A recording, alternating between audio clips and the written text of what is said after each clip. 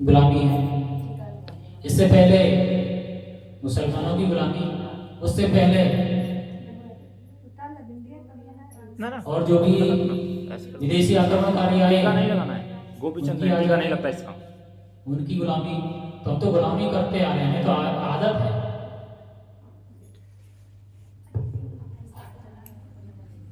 आजादी का अर्थ क्या है?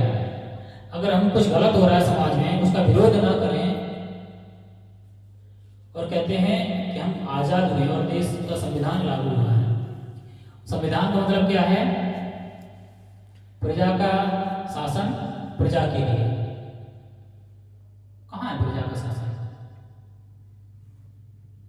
तो ऐसे शासन का क्या लाभ है जहां गरीब का कोई सुनने वाला ना हो, और क्या नाम है, जो न्यायाधीश हैं वो बेलगाम हो, जो मर्जी है कुछ भी नियम बना दिया। न्यायाधीश को अपना केवल न्याय से मतलब होना चाहिए, हमारे पर्सनल व्यवहारिक जीवन में उसको हस्तक्षेप करने का अधिकार कहां से है? अगर वो हमारे जीवन में अधिकार हस्तक्षेप कर रहा है तो हम कहां से अपनी विचारधारा को, अपने जो सिद्धांत हैं उनको लेके चल नहीं सकते।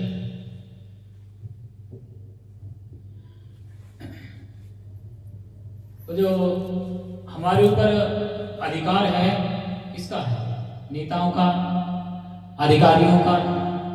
जनता का कहाँ शासन हुआ? ये तो नेताओं का शासन हुआ, अधिकारियों का शासन हुआ।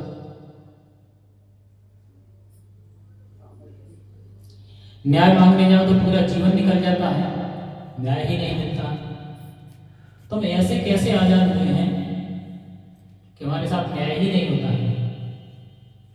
अगर हम स्वतंत्र हैं तो हमें हमारे अधिकार तो सुरक्षित होना चाहिए।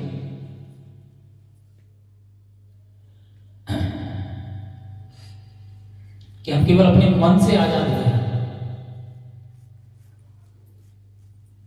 इतना आजादी मिल गई है, शास्त्रों के नियमों का उल्लंघन करो और अपने मन का जो है उल्टा सीधा काम वो करो, वही आजादी है और कोई आजादी नहीं।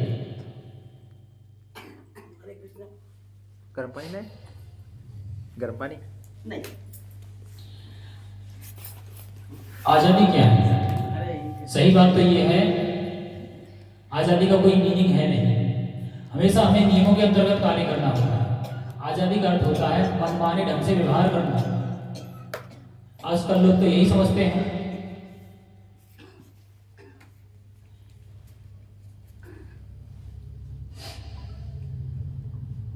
जब हम 26 जनवरी मना रहे हैं, इस दिन संविधान लागू हुआ था, अर्थात हम संविधान के अंतर्गत जो बनाए गए नियम हैं उन नियमों के अनुसार जीने पर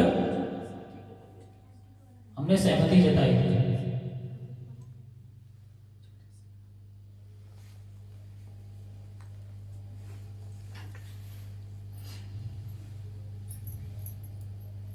और हम कहते हैं हम आजाद हैं। यहां तक कि भगवान आते हैं वो भी नियमों का पालन करते हैं, अर्थात हम अपने तरीके से जीवन नहीं जी सकते। और कोई कहे हम आजाद हैं, इसका मतलब क्या है? या तो अपने आप को मूर्ख बना रहा है, वो आजाद है ही नहीं। भगवान कृष्ण भगवद गीता में कहते हैं, देवी वेशा गुणमयी मम माया द्रव्या मामेव ये प्रपद्यन्ते माया वेताम तरंति थी। अर्थात ये भौतिक प्रकृति की माया अत्यंत दुष्कर है, लेकिन जो व्यक्ति भगवान की शरण ग्रहण करता है वही वास्तव में मुक्त होता है। तो हमें आजादी नहीं चाहिए, हमें क्या चाहिए? मुक्ति चाहिए।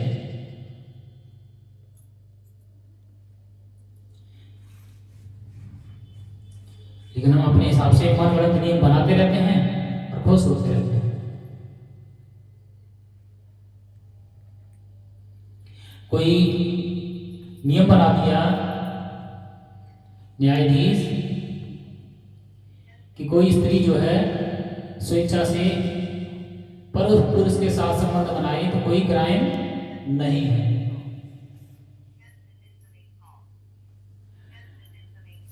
तो जो चरित्रवान स्त्री है क्या उसको अच्छा लगेगा? ये जो चरित्रवान पुरुष हैं उनको अच्छा लगेगा? ऐसा नियम होता, कोई नहीं चाहता है कि जो हमारे घर की स्त्रियां हैं वो इधर उधर कहीं जाए। सब चाहते हैं कि जिसकी पत्नी है उसके पास रहे और जिसका पति है वो उसके साथ रहे। तो भाई ये न्यायाधीश को अधिकार किसने दिया ये नियम बनाने का? क्या हमने विरोध किया या किसी ने विरोध? नहीं। इसका मतलब आप मानसिकता के गुलाम हैं। अगर आपके साथ गलत हो रहा है और आप विरोध नहीं करते हैं तो क्या है?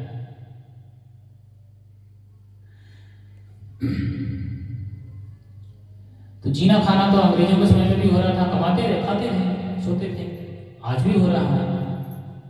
तो कोई किस चीज की परतंत्रता, किस चीज की स्वतंत्रता? हम अपने शास्त्रीय नियमों को पालन नहीं कर सकते, पालन करते हैं तो कहते हैं ये सब मिथ्या है, मन गढ़ंत है। कुरान बाइबल बिल्कुल सत्य है, परम सत्य है, सर्टिफाइड है, कोई कुछ नहीं कहता। अगर हम जज साहब के सामने कुछ बोलते भी हैं तो कहते वो उनका पर्सनल मामला है, ये तुम्हारे बाप का मामला है क्या? अरे ये भी तो हमारा पर्सनल मामला है, हमारे मामले में क्यों घुसते हो? जब अन्य संप्रदाय के लोगों को अपने नियमों के हिसाब से जीने की स्वतंत्रता है तो हमें क्यों नहीं? यह है स्वतंत्रता।